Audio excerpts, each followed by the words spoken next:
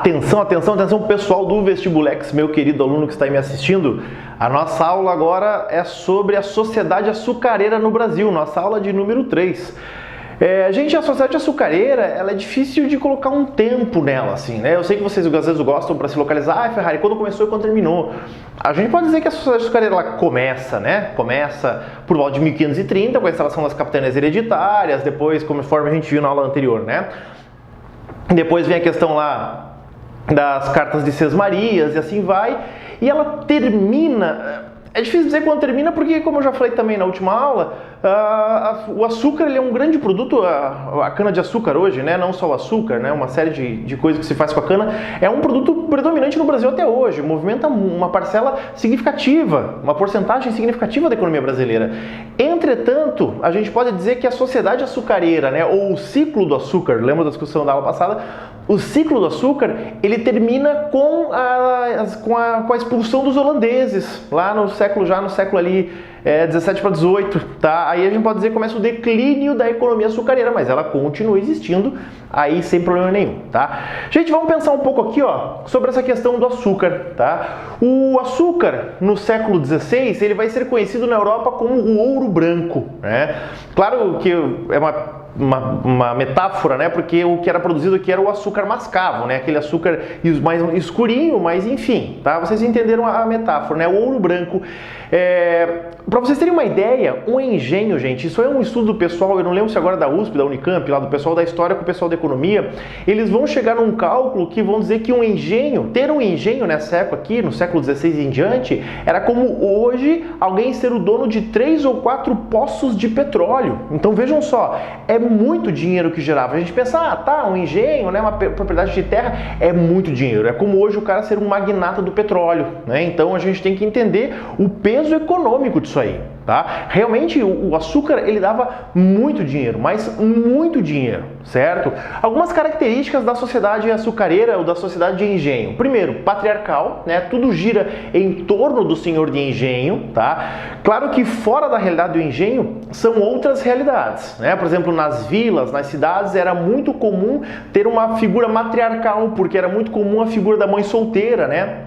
O homem, ele engravidava a mulher e depois ele fugia, ia tentar a sorte em outros lugares, já que as comunicações elas eram inexistentes, né? Era impossível achar um homem que fugisse. Se a gente for pensar na nossa realidade do século XXI, que ainda existem homens que engravidam as mulheres e fogem, desaparecem, né? Como eu costumo dizer, o aborto ele é legalizado no Brasil, o aborto masculino, porque o homem ele tem um filho e não assume, ele some e não tem nenhuma responsabilidade legal junto a isso, infelizmente, né? Isso é uma realidade que existe. Agora imaginem vocês no século XVII, né? Então, nas vilas, nos ajuntamentos, né, nos meios urbanos e semi-urbanos, a figura matriarcal ela aparecia, mas óbvio que sem nenhum destaque social, econômico ou político, né? O mundo econômico, social e político ele gira em torno do senhor de engenho, tá? Ele é a figura preponderante dessa realidade, mas existem as outras realidades ou a história inversa, a história não tão contada assim, que faz parte aí dos nossos estudos também, tá?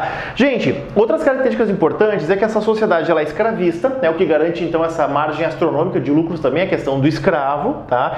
É baseado no latifúndio, ou seja, as imensas propriedades de terra, e também é baseado na chamada monocultura de exportação, tá? O que é a monocultura de exportação? Só se plantava açúcar, né? Por isso monocultura, era apenas, plantava açúcar não, plantava cana, mas vocês me entenderam, né?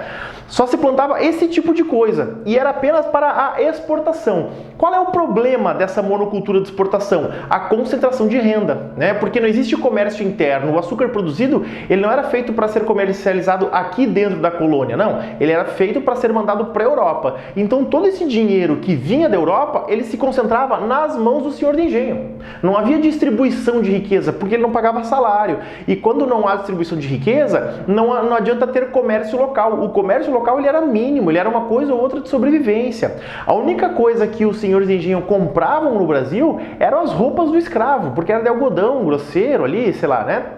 Ou de lã grosseira, enfim, tudo o resto que o senhor de engenho precisava, até mesmo as telhas da sua casa, ele trazia tudo da Europa, né? Então isso não favorece a existência de um mercado interno. tá? Isso é importante entender, né? Essa concentração de renda, essa concentração de riqueza, ela é prejudicial para a economia local. Por quê? Porque vem muito dinheiro, realmente vem, mas fica tudo concentrado na mão de uma pessoa, no caso o senhor de engenho, ou de vários senhores de engenho, né? Mas aí também essa concentração faz com quê? Com que esses caras comprem tudo de fora. Quando eu falo em senhor de engenho, tá? É importante que a gente lembre que, apesar da grande territorialidade brasileira, aqui nessa época, até o século XVIII, tá? E também na sociedade do café não é muito diferente, a elite da terra, ela corresponde a menos de 0,5% da população brasileira, tá? Então é um negócio extremamente restrito. Tinha um monte de senhores de engenho. Tinha, mas a pobreza também era muita, tá? Tomem cuidado com isso, certo? Gente, essas 3 características aqui, ó, a mão de obra escrava, o latifúndio e a monocultura de exportação, não esqueçam vocês que faz parte de um sistema chamado plantation, né? Que vai ser observado também em outros lugares da história, mas aqui no Brasil também existiu o plantation. Na verdade, o plantation, ele vai existir, gente, praticamente até 1930, né? Tá certo que tem a abolição dos escravos no meio do caminho e tal, mas aí quando for o momento propício a gente discute mais sobre isso, tá? Gente, essa sociedade do engenho é aquilo que nós chamamos de uma sociedade estamental, tá? Ou seja, não há a possibilidade de ascensão ou de mudança social, né? Até que eu desenhei a pirâmide social desse período, tá? E a gente tem que lembrar dessa divisão em estamentos, né? Então, lá em cima, na pirâmide, estão os chamados homens bons, tá? É esse mesmo nome que eles davam a si mesmo, né? Os homens bons. Quem eram os homens bons? Os senhores de engenho que tinham acesso à terra. Tá? Então, homens bons, essa ideia aqui da riqueza, ela tá ligada, não esqueçam, ó, a posse da terra, certo? Logo aqui nós temos uma classe intermediária que são formadas por homens livres, né? Então entendam que não era só o senhor de engenho e escravos. Existe uma camada de homens livres. Quem são esses homens livres?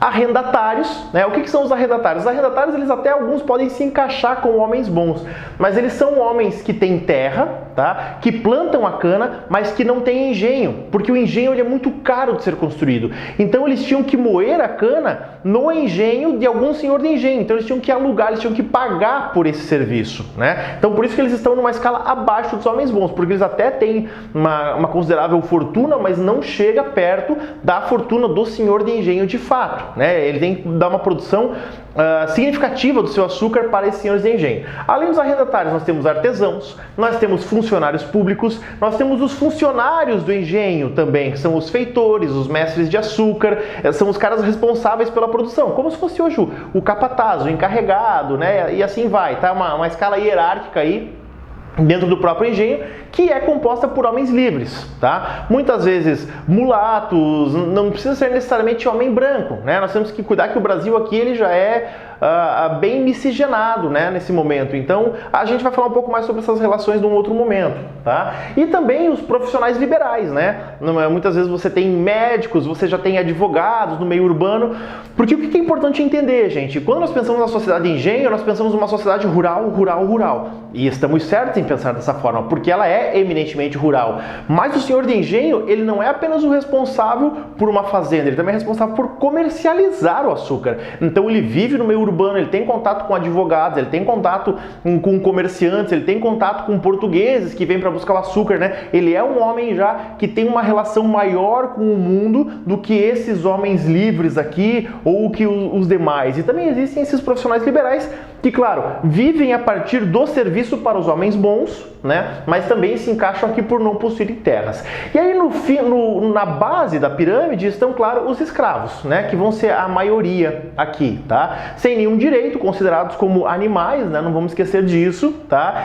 E essa sociedade de engenho, ela vai ser muito bem sintetizada nessa expressão aqui, ó, a Sociedade da Casa Grande e Senzala, né, que é o nome do livro do Gilberto Freire, que fez uma densa análise sociológica. Claro que a obra do Gilberto Freire já sofreu críticas, já foi revista, revista de forma positiva, né, tem todas essas relações, mas ela é uma sociedade que se divide dessa forma. A gente vai ter momentos específicos para falar só sobre as relações dessa sociedade, né, para a gente não ficar alongando muito a nossa aula, mas é importante lembrar disso. isso, certo?